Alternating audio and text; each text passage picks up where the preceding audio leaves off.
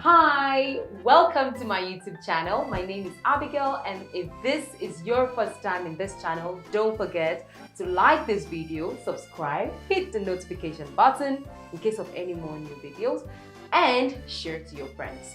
Today we're going to talk about something really interesting, something that you all have been waiting for based on demand. We will be reviewing the film that just came out, The Woman King. And unlike other videos, I have here with me in the studio a visitor, someone you would like to see. He will be reviewing it with me, and I would have someone else from online. So when we come back, we will have our visitor here with me. See you. Welcome back. Remember, this is Real Talk with Abigail, and I told you in this show, we will be talking about the movie The Woman King. And like I said earlier, I have in the studio with me Wisdom. Wisdom. First of all, have you seen The Woman King? Yes, I have seen The Woman. All right, so here we're going to say everything and anything about that film, but no spoiler alert. So we're going to be talking about like a series of things concerning the film. We'll talk from character to the setting to the plot. I just want to know your opinion, your views, what you think about the film. Generally, how do you see the film? Is it interesting? Yes, it's interesting. I would say it's interesting as well. Yes, I would say it's interesting. It's something that you should watch actually. Yeah, same. But then some people feel like it wasn't worth it. I don't know if you also share that idea. Nah, I think everyone has their own perspective generally about things. I personally love the movie. I love the complete 2 hours of the movie. So yes, but that's just it. Let's start from characters. Okay. Which of the characters caught your attention? And don't pick my character. How am I supposed to know your character? Okay, so. Okay, well, when it comes to characterization generally in the movie, I think the movie it was worth it. Like every character delivered. Yes, almost every character actually delivered. Every character delivered. So which one is your favorite? Ziggy. Izoge. Yes, exactly. That's Izoge, yes. I actually loved Izoge. I love that character. And one particular thing I liked about her was the fact that she was able to switch. You know, when I actually watched the thriller, I felt I perceived Izoge as one really tough, vile, ruthless warrior. Do you get? But when we watched the movie, she happened to be that ruthless warrior, but the comic relief. Like she was like there was a whole lot of humor. She wasn't as spicy. Yeah, she's spicy though, but she was serious at some point. She was also very, very humorous at some point. She showed compassion. Compassion is so many times. Yes, she's my favorite character. How do you see Nawi? She was there. But she was always entitled. But I was irritated by her entitled at the beginning. I was like, what's the problem with you? I had issues with her being entitled, but I saw how she grew as a character. She was audacious as well. Yeah, she was audacious, definitely. Like she grew as a character. So towards the end, you just discovered that she just changed, and you could see that part of her. And for me, I felt like it's just a depiction of the reality that we are in right now. She represented like the Gen Zs. Oh yes, yeah. You know now, the Gen Zs that they just want everything on a platter of gold. They're very haughty. You remember there was a time where she told I think Naniska told her that I am the general because I have earned it, something like that. Because she was just being so entitled, and she was just acting like, oh well, I can. You're just an old. She called her, you're just an old woman. When she was in the pool with Naniska, she said, I was thinking I was going to see someone very fierce and something. You're just an old woman. Yeah, stuff like that. So how did you see Amenza and King Gezo? King Gezo, he is it's just like the average man. The average man, yes, like by average man with entitlement, and the fact that he was entitled to so many women. It was just there. Being a king and all of those things. I really didn't. It was just being a typical African king, seriously. Well, so I don't think I share that part. Oh, please. Because I admired King Gezo what exactly in that film. He was hardly ever forget about the character he played as a king. It's typical of a king to be entitled to women, right? Okay. But for the fact that he was able to deliver that subtle king with an undertone of ruthlessness. Like, don't take my calmness for weakness. You know the way he talks, the way he talks with so much poise and courage, and he looks in the face of his enemies and say, "I'm not." That's because he had the Naniska right there. We did not see your hand. You know the way he was talking, it was so amazing. Okay, but I liked it. did you see where he said if she was not so brave, he would have married that's Navi. I felt it was just a philanderer. Seriously, for me, that's what I would say. But it was a good king. It was a good king. Let's just move. The setting, how do you it was beautiful. Beautiful picture, beautiful setting. Yeah. I learned that actually it was in South Africa. Like really? Yes, the picture was beautiful. The setting was really good. One would believe typical of Hollywood, they might just have created maybe one space exactly. and just try to bring in props to project the Africanness. But it was there. I love those views. The views are actually something to die for. Most of the views. It was really good of them to check it out. Yes, that original African. It's beautiful. Yeah. Now the plot and the story. Now, so I just tell you guys something. Yeah? Abigail has something totally different. I love the plot of the story. I love that with graduate. I just loved how it went from the beginning to the end. Seriously, I might have some issues with some scenes, but I loved how it graduated to the end. Abigail has different So unfortunately, see, there's a way it plays in my head, but I don't know how to play it out. And I know some of you who have watched the film will be able to relate. The plot seemed a bit scattered, vast. Now, it's a true life story. It's history that they were trying based on a true life story. Based on a true life story. Loosely based. It's loosely based on a true life story. Let me finish. Okay. So it was based on a true life story, right? Which means it's a vast story. And I feel like the movie tried to project everything in that vast story, which is impossible. That true life story probably happened for maybe 2 to 3 years. And you're trying to project it in how many hours? Just a few hours. All right. So I feel like they should have just narrowed one aspect, and made it perfect. But no, we're seeing the part of, we're hearing the side of the story from the perspective of the whites that came in to take slaves from Africa. So they came in to take slaves from Africa. That part of the story was not properly developed. It hung there. And then there's the aspect where the Oyo Messi or the Oyo Empire came in to fight them in Dahomey. That part was still hanging. And then they now came up again to bring in a vendetta between Naniska and Oba. For me, can you just complete one story from the beginning to the end and let there be coherence? Not just picking one story, hanging it there, picking another one, hanging it there. I just felt like the anger of the Agojis was based on Naniska's anger, or based on their anger with the whites, or based on their anger with... Can we just pick one aspect and focus on it? That was it for me. I think, Abigail, you're seeing everything. Everything is linked to me. Everything was actually linked. It was beyond just everything, whether it's Naniska's anger or vendetta, whether it's the Oyo Empire and infiltrating into the Dahomey Kingdom, whether it's the love story, which I really love too. All of them are connected. That love story again was another aspect. I loved the love story. I don't know what she wants to say, but I feel everything was connected. I really did. I loved the plot. Yes, and there's something, I know most people, I've read some reviews online and people will say that, it did not really depict the original story when it comes to the history. The history. But for me, I felt, and I also read when it comes to the director, and I knew that the story was just loosely based on. So it's not saying that, this exactly happened. But yeah, there were people like this. Yes, the Dahomeys actually really existed years back in 1800s. Yet, this is a story that was just, the events in the story were just loosely based on the history. That's what I just Okay, still talking of the story and the scenes, can we just focus on some of the highlights? Can we talk about some of the highlights of the story? Drum rolls. Okay, I want to say my best scene. My best scene was where Naniska and Nomi had that. Nawi.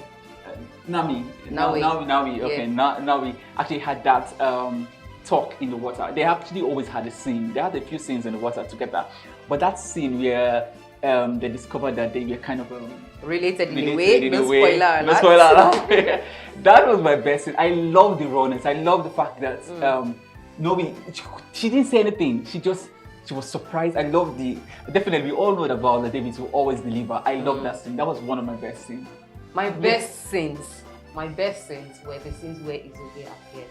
Oh, yeah. Those are my best scenes. I don't know, I just loved, funny enough, when I was watching the thriller, I didn't like Izuki from the thriller. I just knew I wouldn't like her because she felt so pompous, like this projecting her bossy attitude. That was how I perceived her. But the real movie, I just loved everywhere she appeared. Yeah, she was from the good. Fearless part, from where she had that challenge with that guy, that rod, that fighting challenge she had. She was really good.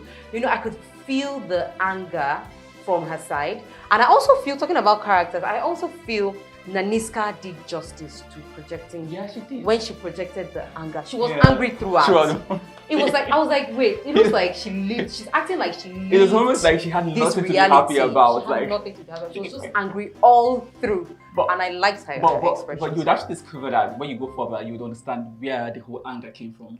Okay. It was beyond just being a general. The fact that she had actually lived a very tough life, and I feel in so many ways that is why she could relate with Noe. Because she asked her, you think your life is actually worse than every other person's life? Because, like I said, she had an entitlement mentality, and but when we actually looked at the life that Naniska has actually lived, and we see her, we discover that she has actually had a tough time too, and it's actually it's what has actually made her who she really was, and that's why she said that I earned it. Yeah, so it was But apart from that, I feel, this is now basically my opinion, I feel because we have watched films, Hollywood movies, Bollywood movies, Nollywood, and we know that a good movie is one in which the viewers can actually feel what the characters are feeling. Yeah, and I feel like that was one thing that lacked a little bit. Are you serious? Oh yeah. First of all, because they cried in that film and I didn't feel it. Okay. I didn't feel the anger. I told you guys when it comes, Abigail. As in, I wasn't connected. I wasn't moved. I mean, I was just watching it. I was entertained, no doubt, but I didn't feel that pain that blacks or Africans, during slavery. Do not forget the fact that it was not completely based on the slavery. That was just the story. Exactly my point, because it was too vast. I didn't mean they based it on the story or the slavery, fine. Or you base it on love story, fine. Or you base it on the vendetta between Naniska and Oba, fine. Well, before I forget, she asked about one of my favorite scenes. Yes, I loved it. You know what they call a meet cute, right? That's place where two lovers, potential lovers will meet. Okay, that part was there. I love that part. No spoiler I love that part between that was Malik, right? I love that part. But it was predictable. Please, it was predictable. When he was there, I just know something's good. Or when she was there bathing, we knew something was going to happen. Yes. Okay, so finally the theme. We're going to end there so that we don't make this too long. Okay, the theme. There was something that Noe said when she was asking. I think that was she was asking Izoge about. No, she wasn't asking Izoge. She was asking Naniska. Naniska, okay. She was asking Naniska, why is it that the male warriors had wives and children, and then the female warriors did not have the opportunity to have any partner or any love interest? Yeah, Naniska previously told her that.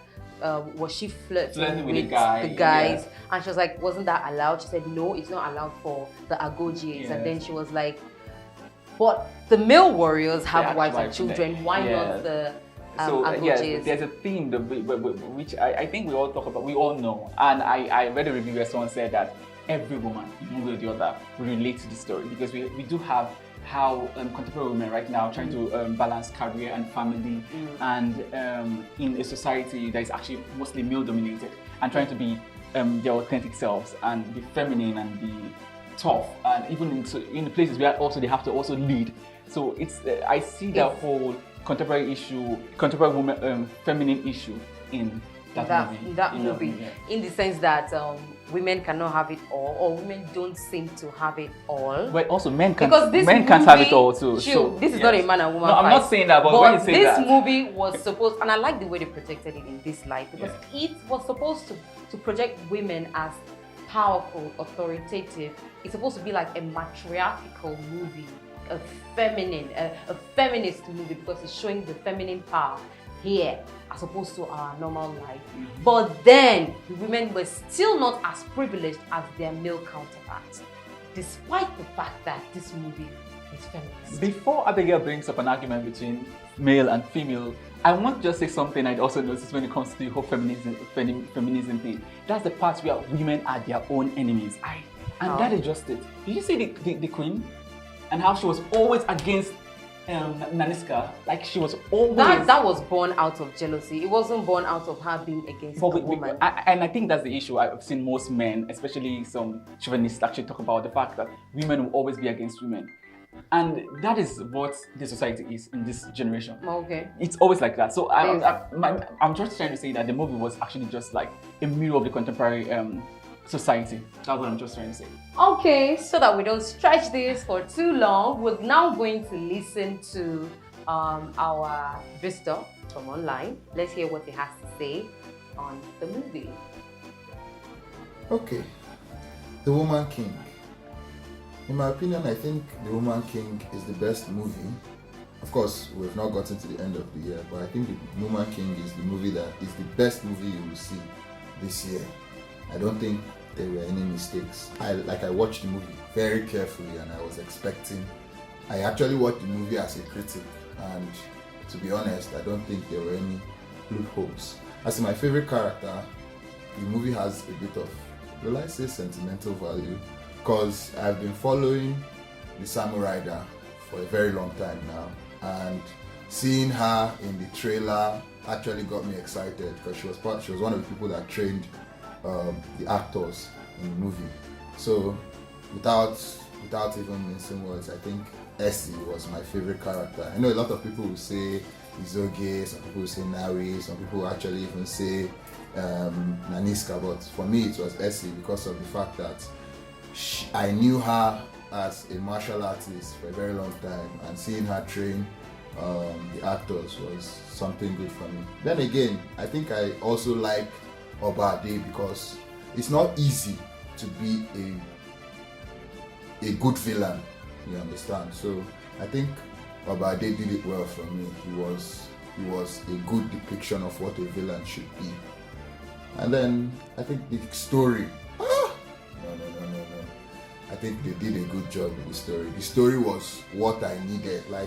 There was nothing wrong with the story. The story was interesting. It had us hooked from the beginning to the end. Then the plot, the setting was perfect. I think this is what I want Nollywood movies to be. I've always had a thing for Nollywood movies, and the fact that they don't even make the effort. This movie showed Africa like the way I think Africa should be represented in a movie, and that was it for me. I'm longing for the day when I think the only people that come close in Nigeria are Yoruba. I think Yoruba movies do a good job at that. But I'm longing for the day that every every tribe in Nigeria will be represented in a movie the way this movie was represented. Because to be honest, we have the stories. Like the Thor that is from Norse mythology. If we have a story about Shango and all these people, all these mythical creatures or gods, turn them into superheroes. There's nothing wrong with that. So I was actually impressed with the setting and the plot. And as to the rating, I don't think there's something above 10. Oh, thank you very much for that one. That was mind-blowing. So how would you rate this movie generally? Okay. On a scale of 1 to 10. Okay, on a scale of 1 to 10. Beautiful picture, beautiful story. I do love the love scene. I don't understand the fact that there are some things I was not really comfortable in the movie. So I would rate it a 7. A 7? Yes. Okay. 7 is really fair. And it's a beautiful movie. You should actually watch this. It is, okay, in all honesty, that movie is a must watch. Yes. It's a beautiful, and that's why we took our time not to tell you what really happened with it. Go and watch it. It's really nice. We're just analyzing it from, an analytical part of us. But the movie is really good. It's beautiful fighting scenes. The scenes. We didn't talk about the fighting scenes. The fighting scenes are that's the catchy those women part. Killed it. Oh, God, no. Did you see that? I wonder how long. Slicing the ruthlessness. You should watch it. So me, I'll rate it a 7 as well. Oh, you see. Because of the story and the fact that I she likes the movie. Okay, thank you so much for watching. Thank you for having me. Thank you for coming, Mr. Wisdom. We hope to see more of you during our conversation. Okay, no problem. So I hope you enjoyed this. Please send these videos to your loved ones and your friends. like, and don't forget to subscribe and hit the notification button so that you can get alerts on more videos. Don't forget, this is Real Talk with Abigail. See you next time. Bye.